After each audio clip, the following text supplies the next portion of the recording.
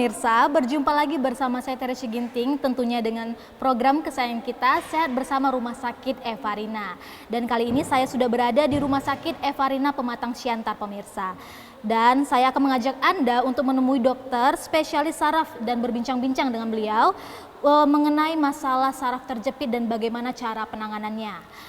Dan saraf terjepit itu merupakan istilah di mana bantalan ruas tulang belakang menekan saraf bagian belakang. Dan dalam dunia medis peristiwa tersebut disebut dengan HNP nih pemirsa. Nah, untuk tahu lebih lanjut mengenai penyakit yang satu ini, ikutin saya untuk menjumpai dokternya. Baik pemirsa, saya sudah bersama salah satu dokter yang ada di Rumah Sakit Evarina Pematang Siantar. Dan berikut ini adalah Dr. Roni Girsang, spesialis neurologi. Dok, kita akan membahas mengenai penyakit saraf terjepit nih dok. Dan di dalam dunia medis ini sebenarnya saraf terjepit itu apa sih dok? Ya kejepit. Kejepit? Enggak. Jadi gini, jadi kalau yang dia kata itu saraf terjepit itu artinya apa? Sarafnya terjepit oleh struktur tulangnya. Seperti itu. Makanya dikatakan saraf terjepit. Ya contohnya seperti ini aja. Nah ini kan kulit nih, begini nih terjepit. Nah kalau untuk saraf terjepit sendiri itu berbeda. Jadi dia biasanya terjadi di tulang belakang, di punggung sebelah sini atau kami katakan lumbal ataupun daerah leher namanya servikal. Struktur tulangnya seperti ini. Nah di samping sini ada saraf, dia menekan seperti ini. Seperti itu. Biasanya terjadi di mana aja tuh dok? Saraf terjepitnya? Jadi kalau saraf terjepit itu paling sering itu di dua tempat, paling umum.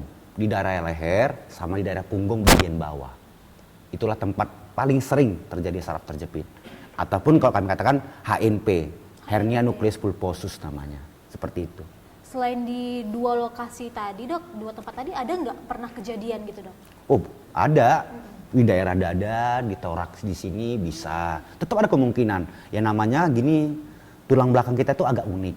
Tulang belakang itu melayang. Dia diikat oleh jaringan otot. Jadi dengan kita bekerja ataupun dengan kita melakukan aktivitas yang mungkin menggunakan dia tidak semestinya, mungkin bisa terjadi seperti itu. Dan bagaimana gejala awal dari atau tanda-tanda saraf terjepit itu? Oke, jadi pada prinsipnya kan gini nih, kita harus bisa membedakan nyeri punggung bawah ataupun nyeri punggung bawah ini. Pada prinsipnya yang bisa membuat dia nyeri itu ada 4 biasanya. Kalau enggaklah tulangnya bermasalah, ototnya bermasalah, sarafnya bermasalah, atau gabungan dari mereka-mereka ini nih. Keempatnya dok? Ya, gabung-gabungan ya, bisa aja membuat seperti itu. Nah, jadi biasanya pada prinsipnya kan di antara tulang dengan tulang kita itu ada seperti kayak busa lah. Bantalan gitu? Iya, bantalan gitu yang membuat tulang nggak bersaling bersentuhan. Nah, dengan artinya gitu ini mulai terdorong ke bawah, bantalan tadi akan mendorong keluar, disitulah terjepit sarafnya. Gampangnya seperti itu aja. Nah, apa hasilnya? Ingat, saraf itu dia rasanya sensasinya seperti apa? Kayak ada rasa terbakar, rasa nyeri, rasa dingin, rasa panas. Tetapi harus sesuai dengan perjalanan sarafnya. Harus sesuai. Karena masing-masing ruas tulang itu memiliki saraf yang berbeda-beda. Seperti itu. Makanya biasanya penderita HNP ini seringnya, oh iya, datangnya dengan keluhan apa? Rasa menjalar, nyeri menjalar sampai ke ujung-ujung kaki. Seperti itu. Kalau dia hanya di sini doang belum tentu. Tapi kalau dia udah seret menjalar sampai ke bawah, ada kemungkinan. Tapi belum pasti. Kita harus melihat lagi. Harus benar-benar diperiksa dulu. Dicek secara mendalam lagi ya dok? Iya, seperti itu. Dan apa saja faktor pemicu terjadinya kerusakan antar ruas belakang tersebut dok? Oke, biasanya gini nih. Trauma, kecelakaan bisa. Ya kan? Repetitive injury, activity artinya apa? Pekerjaan sederhana yang sering kita lakukan terus-menerus. Contohnya apa? Menunduk terlalu tunduk. Oke, kemudian mengangkat barang yang terlalu overload ataupun berlebihan. Itu bisa membuat seperti itu. Jadi misalnya ini dok, kalau para atlet ataupun yang angkat beban tuh dok, itu beresiko nggak dok? Oke, jadi kalau kita cerita atlet nih, mereka kan punya kedokteran okupasi, kedokteran olahraga kan. Jadi mereka tuh kapan mereka melakukan exercise ototnya, itu harus ada relaksasi ototnya. ataupun tulangnya harus mereka evaluasi. Makanya mereka tetap punya pelatih yang di bidang kedokteran juga, seperti itu. Udah dicek ya sebelumnya. Harusnya. Masa yang akan diangkatnya bisa atau enggak mereka gitu ya, Dok? Betul. Oke. Nah, lanjut lagi nih, Dok. Apakah ada metode untuk mengobati penyakit tersebut? Metodenya sebenarnya, prinsipnya penanganan nyeri ya, terutama nyeri-nyeri saraf lah ataupun neurologi, itu biasanya seperti ini.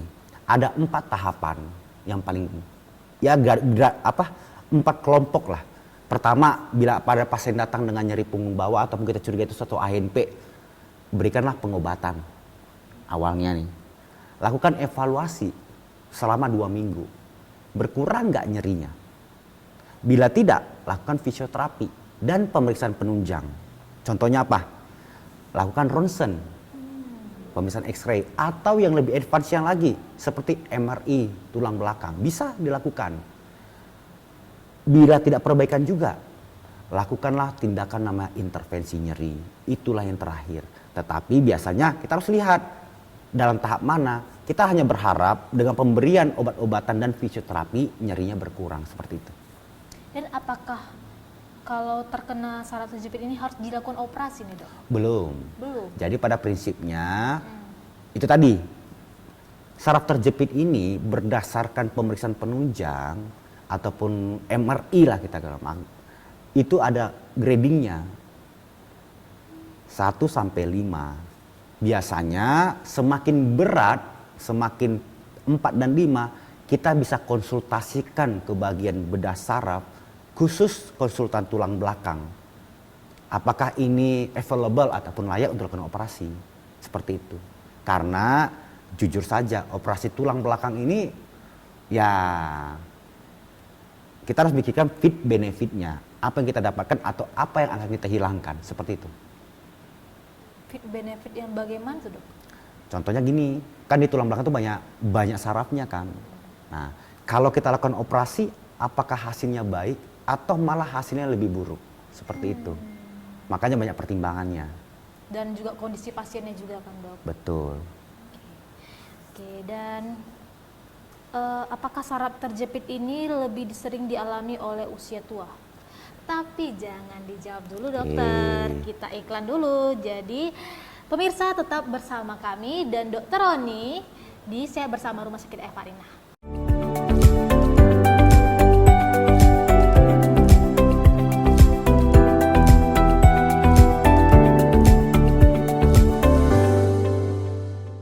Baik pemirsa, kembali lagi dalam program acara Sehat Bersama Rumah Sakit Evarina. Tentunya masih dengan Dokter Roni yang akan membahas tentang penyakit saraf terjepit. Dok, lanjut lagi. Apakah saraf terjepit atau HNP ini lebih sering dialami oleh usia yang sudah lanjut usia, Dok? Oke, jadi memang semakin kita bertambah usia, untuk resiko kita terkena HNP ini lebih besar daripada usia muda. Seperti itu. Apakah yang muda-muda? Gimana, Dok? Pada prinsipnya tidak menutup kemungkinan yang muda. Kan tadi kan faktor risikonya apa? Benar. Dan di bagian mana saja nih, Dok, yang biasa terjadi? Paling sering itu ada di dua tempat paling sering. Misalnya di daerah leher, di daerah punggung. Daerah leher itu insidentalnya tuh lebih sering anak muda. Bukan dibilang anak muda sih. Yang pekerja-pekerja, kenapa? Sering pakai tas ransel kan? Benar. Sering pakai tas ransel, ini tertekan dan dia akan terdorong ke bawah, seperti itu. Atau pengendara motor yang memakai helm yang berat-berat, gitu pakai helm kan berat kan? Akan tertekan ke bawah, seperti itu. Ada kemungkinan. Tetap semua punya kemungkinan. Tetapi dari beberapa jurnal penelitian mengatakan bahwa yang lebih beresiko itu di atas usia 50 tahun. 50 tahun. Ya. Dan Dok, misalnya nih penyakit saraf terjepit ini bisa muncul tiba-tiba dan hilang tiba-tiba nggak, Dok? Oh tidak. Tidak. Kalau muncul tiba-tiba mungkin, tetapi dengan mekanisme yang berbeda. Contohnya dia terjatuh, tulang belakangnya terganggu, terjepit, bisa. Tapi itu kan trauma ataupun kecelakaan. Tetapi kalau dengan tanpa itu nggak bisa. Dia akan proses akan pelan-pelan. Seperti itu, iya. Makanya dibilang kan repetitive injury atau repetitive exercise. Pekerjaan yang berulang-ulang ataupun misalnya seperti ya itu tadi pakai tas ransel terus-menerus atau angkat beban berat terus-menerus seperti itu. Ataupun exercise ataupun latihan dia yang terus-menerus yang salah. Misalnya dia membungkuk terus seperti ini. Nah, angkat galon aqua tuh kita paling sering tuh. Bungkuk angkat gini nih, angkat krek bunyi langsung sakit punggungnya. Beneran, seringnya kayak gitu tuh. Bener-bener. Iya. Dan ciri khasnya apa sih dok dari penyakit ini? Apakah ada tanda-tanda yang bisa dijelaskan tuh dok? Oke, jadi pada prinsipnya kalau saraf terjepit ya, ataupun kami bilang HNP, dia sudah melibatkan saraf. Artinya nyerinya akan berbeda. Jadi nyerinya gini nih, ada nyeri pada saat kita luka itu nyeri cuma di sini doang. Nah, kalau nyeri saraf berbeda, atau kalau kami bilang itu neuropati namanya. Tanpa kelihatan lukanya, nyerinya ada. Nyerinya terasa seperti menjalar, nyeri sekali sampai kita itu nggak tahan, atau kayak rasa panas, rasa dingin, kesetrum, seperti itu. Dan dia harus melibatkan tidak terlokalisasi, tidak terfiksir. Misalnya cuma nyeri di sini doang nih, belum tentu. Tapi kalau dia rasanya menjalar sampai ke ujung-ujung jari, yang paling sering ya, yang paling sering itu gangguannya di daerah, kalau kami bilang itu namanya kalau bahasa kedokternya lumbar 5 sampai sakrum 1 namanya. Dan itu ciri khasnya sampai ke ujung jari, jempol. Seperti itu. Karena perjalanan sarafnya sesuai dengan jalurnya di situ. Seperti itu. Apakah dengan dipijakkan apa terasa sakit gitu dok maksudnya? Biasanya pasien-pasien dengan HNP ini semakin berjalan semakin nyeri. Iya. Benar-benar. Oke, dan apakah nyeri ini hanya saat beraktivitas atau diam juga bisa terasa nyeri nih dok? Tergantung derajatnya. Tergantung efek kompresi daripada sarafnya tadi. Kalau misalnya masih ringan, mungkin pada saat aktivitas doang. Tapi kalau udah berat, duduk aja pun sakit. Seperti itu. Jadi, kalau misalnya dia duduk aja sakit, kayak mana tuh dok penyelesaiannya? Biasanya dia kita hindarkan duduk di tempat yang keras. Dikasih ada bantalan supaya tetap ada spare-nya, supaya dia nggak terlalu menekan. Seperti itu.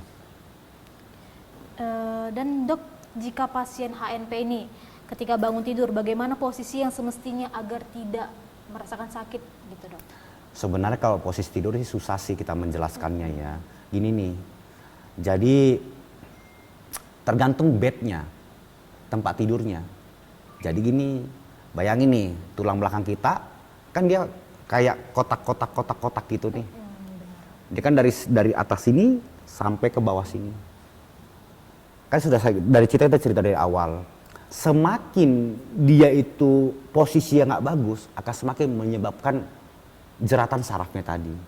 Nah bayangin nih, kalau misalnya dia pakai kasur yang melempem, dia tidurnya tulangnya udah miring gini nih, pasti gitu bangun akan nyeri sekali. Makanya kenapa ada mitos di masyarakat, aduh saya udah dok saya udah pakai triplek dok. Tujuannya untuk apa? Supaya sebenarnya tulangnya tuh lurus sebenarnya. Pas hari dia tidur, karena ya jujur aja sih siapa yang sadar posisi dia pada saat dia tidur nggak ada. Iya nggak ada kan mau kemana? Iya, masalah itu. Nah, benar. jadi posisi paling baik pada saat dia bangun, setelah dia bangun tidur, baiknya dia itu duduk dulu, jangan langsung berdiri dan berjalan. Duduk aja dulu, luruskan dulu, baru nanti dia akan coba untuk berdiri ataupun berjalan seperti itu. Apakah tulang ini akan berpengaruh ke dalam otak kita dok kalau misalnya sakit? Kalau nyeri ya pasti. Nah, sekarang itu kalau kami bahasa kedokterannya nyeri itu udah termasuk sebagai tanda-tanda vital manusia yang kelima. Nyeri ya. Kakak deh, kalau nyeri kepikiran nggak? Nyeri aja nih, pasti kan? Bener. Itu kalau kita bilang nggak kepikiran itu nggak mungkin. Nah hasilnya apa? Dengan nyeri yang setiap saat kita akan jadi semakin cemas. Itu akan menjadi gangguan lainnya nanti berikutnya seperti itu. Nah itu dia pemirsa penjelasan dari dokter mengenai apakah nyeri ini bagaimana menyerang kondisi tubuh manusia. Dan pemirsa kita jeda iklan dulu dan akan membahas lagi lebih dalam lagi. Jadi jangan kemana-mana, tetap di Saya Bersama Rumah Sakit Evarina.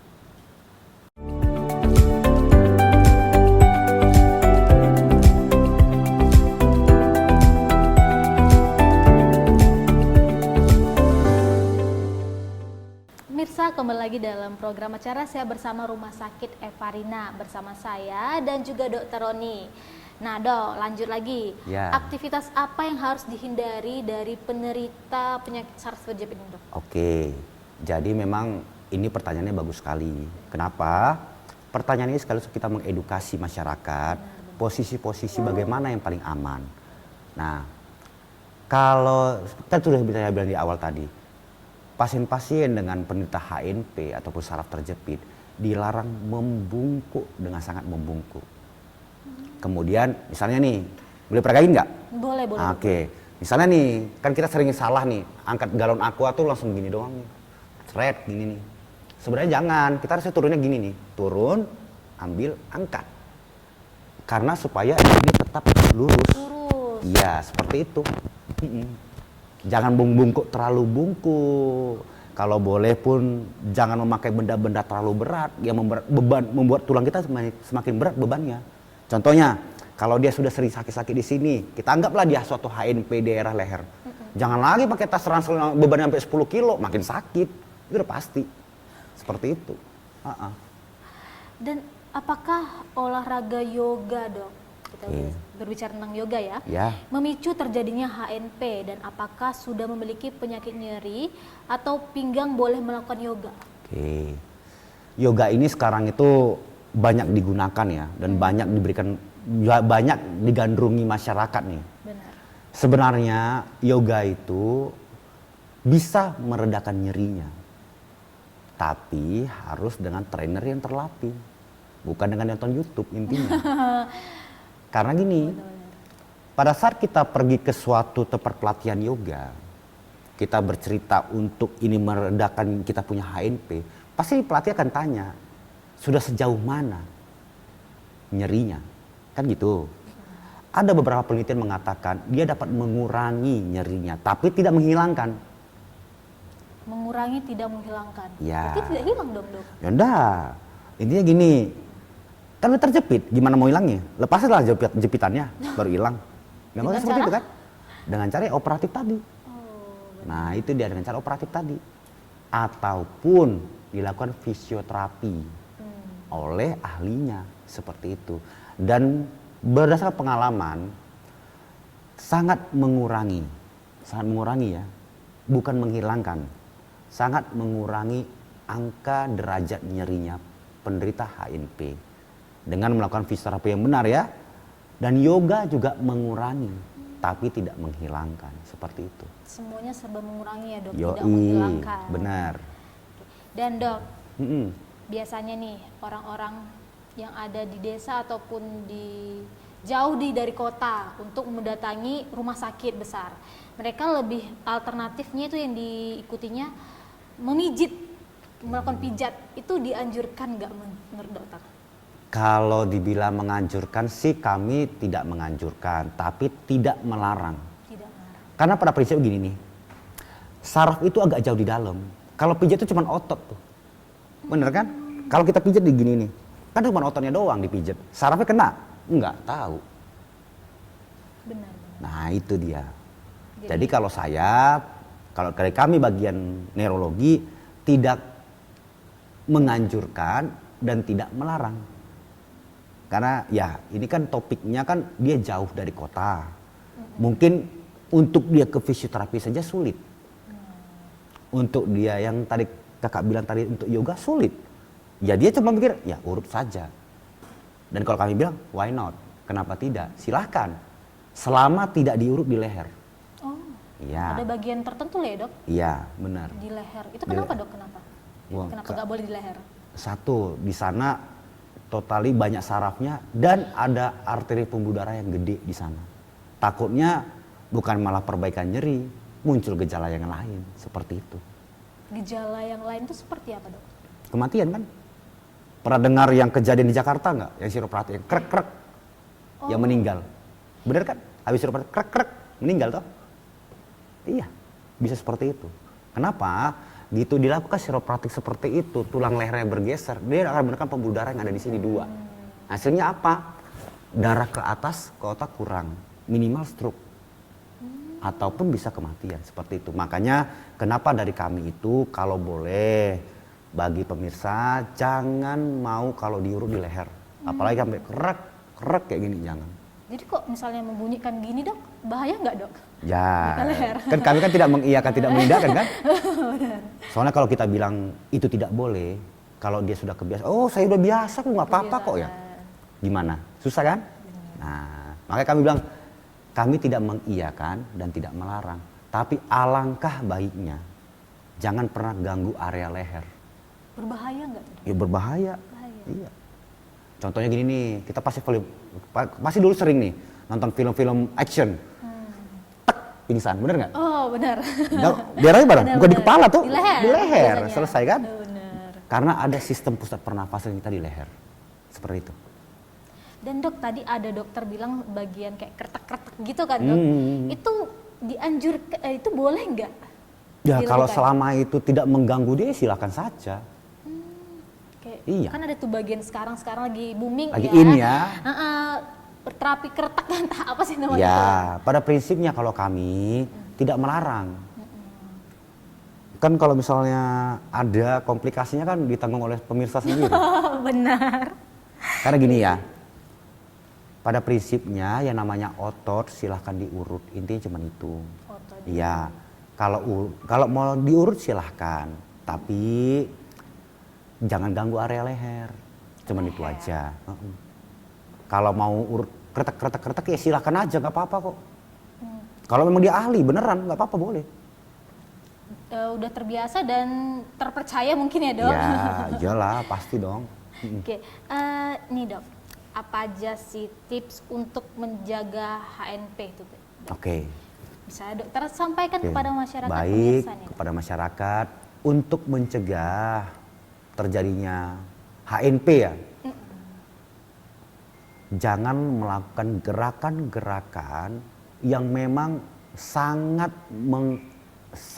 mengganggu tulang belakang. Contohnya menunduk terlalu banyak, kemudian memakai benda berat di leher ataupun di pundak. Kemudian nanti kalau misalnya apa ya dibilangnya, kalau mengendarai motor masuk lubang itu jangan terlalu kenceng, karena kan satu kan tulang belakang kita kayak pegas. Oh iya dok. Begitu kita masuk lubang kenceng, tek tek dia begini. Oke 1 kali, kalau 100 kali hasilnya apa? Nyeri juga. Sakit. Iya malah pasti. Ya, Iya. Jadi penyebabnya itu ya dok. Makanya kan banyak sering gini nih, gitu angkat sesuatu krek, kan dia bunyi nih. Langsung lah aduh masuk IGD. Nah makanya untuk HNP sendiri, kalau boleh sikap-sikap yang menyebabkan sakit punggung itu dihindarkan, hanya itu aja. Kalau yang lain nggak ada sih sebenarnya.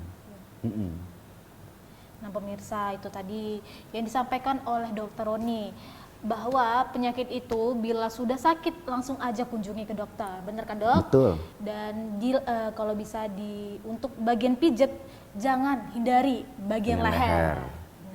Nah itu dia pemirsa akhir dari bincang-bincang kita bersama Dokter Roni spesialis neurologi di Rumah Sakit Evarina Pematang Siantar. Terima kasih banyak dokter. Ya terima kasih.